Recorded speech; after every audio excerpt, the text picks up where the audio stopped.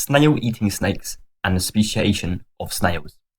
In this video, we will be exploring the anatomy and behaviour of a specialised group of snail-eating snakes, the pareidae, and how they have driven the evolution and speciation of their prey. Pareids are a group of colobroid snakes that are native to South and Southeast Asia. They are known to be specialists of slugs and snails, a lifestyle known as a goo eater in snake ecology. There are two subfamilies, with the smaller Zolophinae having 5 species, all native to the Western Ghats, and the Pareidae with 37 species, all native to Southeast Asia. These snakes are known for possessing a specialised anatomy.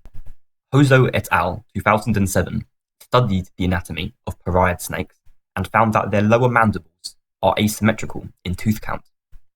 In Pareius iwasaki, there are 16 teeth found on the left mandible and 24 on the right mandible. This asymmetry was found in all studied snake species that specialised in snails, but was absent in species such as Esthenodipsus, who are not snail specialists. So why is this asymmetry present? Snails are also asymmetrical, with the majority of snails curling clockwise, which is known as being dextral, with a small amount curling anti-clockwise, which is known as being sinistral.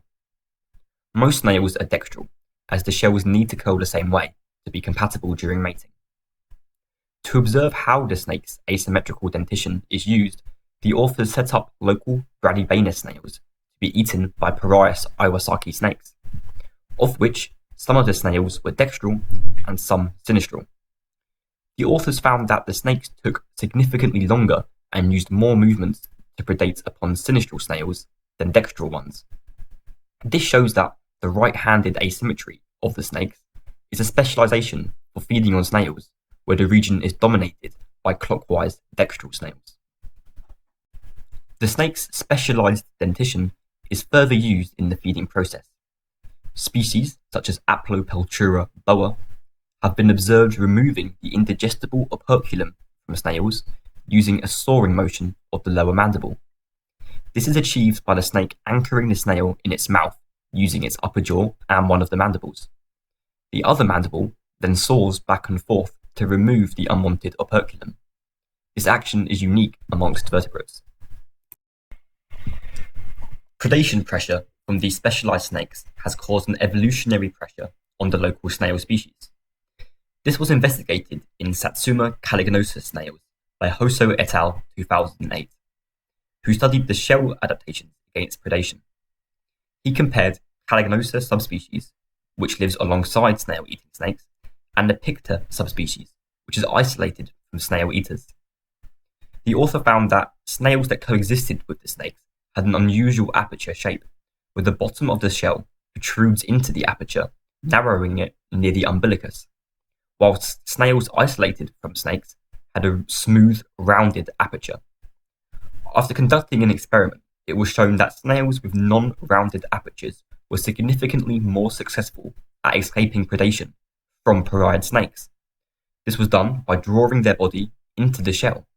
This caused the aperture anatomy to help dislodge the snake's mandibles from the snail. Predation of snails by pareid snakes may also drive the speciation of snails. In snails, a simple gene for clockwise to anti-clockwise shell development could cause speciation. This is because only snails whose shells curl the same way are compatible and can reproduce. This means that if a sinistral allele gets fixed in the population of dextral snails, the sinistral population will become reproductively isolated and start to diverge into a new lineage. As pareid snakes are specialised to predate upon dextral snails, sinistral snails are more likely to avoid being targeted by the snakes, as well as being more likely to escape predation.